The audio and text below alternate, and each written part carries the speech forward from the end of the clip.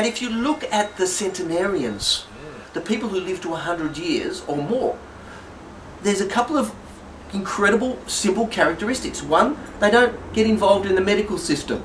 Yep. They don't. Yep. They visit the doctor once or twice in their lifetime, and they live to 101. And a lot of people say, oh yeah, but how much suffering? In fact, they live to 101 and then seem to die over a couple of days or weeks or months at most.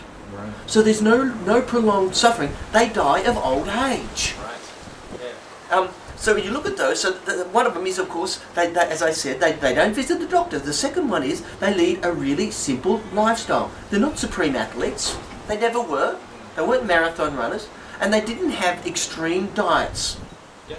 But they also have lived on what you consider a traditional, healthy diet. Nutritional based diet. One that's got lots of fruit, veggies, no, and not 5 and 2.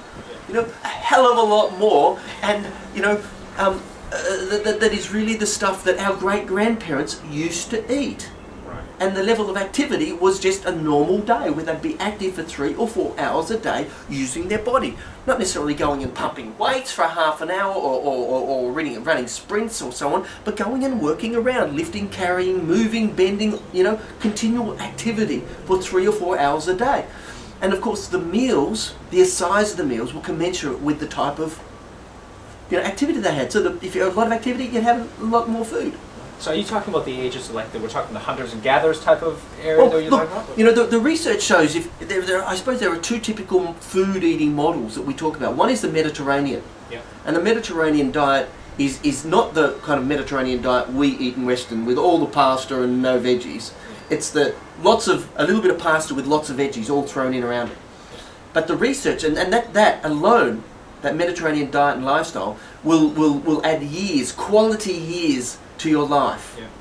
But if you go even further to what's called the hunter-fisher-gatherer diet, where we look 10,000 years ago, before we introduced grains and all these monocultures and all these crops, what did they used to eat?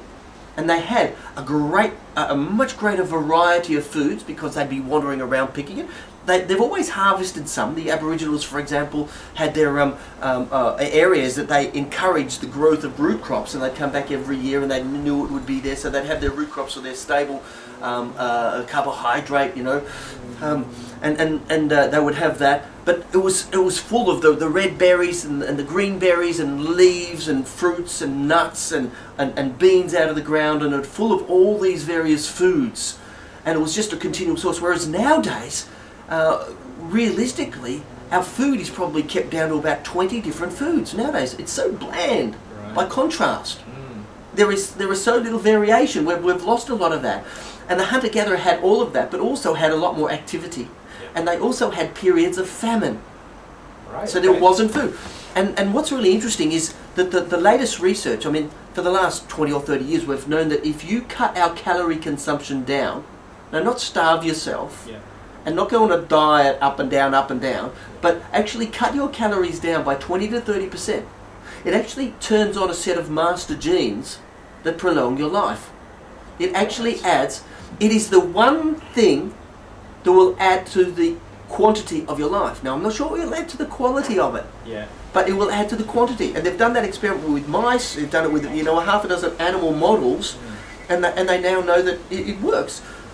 We haven't done it with humans, but there are certainly humans applying this to their life now.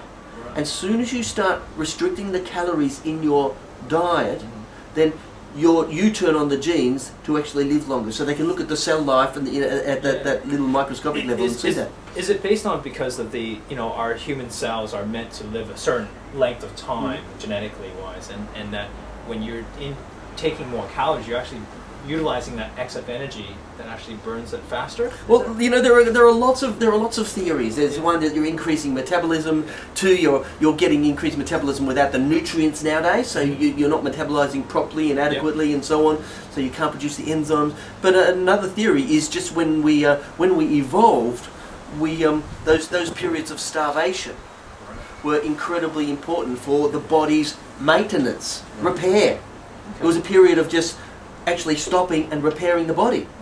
So when you're actually not eating those huge amounts of calories, your body is actually healing itself, fixing itself, and looking after itself. Yeah. So there is a genetic reason Not just the metabolism, there's a genetic reason why it actually extends our life. Now, interestingly enough, when we have too much food and we have too much weight, obesity, we actually stimulate the exact opposite. Right. So we stimulate inflammation. So where they now know that fat cells actually generate inflammation. So everyone knows of inflammation nowadays, and if they don't, they should. Inflammation is behind every single chronic illness, from cardiovascular disease to cancer, arthritis, Alzheimer's, Parkinson's. It's linked with them all. Even pain, joint pain, is inflammation. And we now know that fat cells, if you've got too much fat, it's stimulating inflammation in your body. So you've got chronic inflammation as a result. Now, again, look back 100,000 years ago, having a little bit of extra weight, stimulating inflammation, was a way of actually stimulating your immune system, because inflammation helps control viruses and bacteria. Right. And 100,000 years ago, the main killers were viruses and bacteria, That's right. the little microbes. So your fat cells are an extended immune system, a second part of the immune system, which is great. But in the old days, we'd put the weight on, then we'd lose the weight. That's right. We had that famine. Then we would put it on and we'd lose it. And nowadays, unfortunately, we have the abundance of the 21st century, so we don't have the famine and we have that continual supply of food. So we're cutting our lives short and we're losing the quality by putting that extra weight on.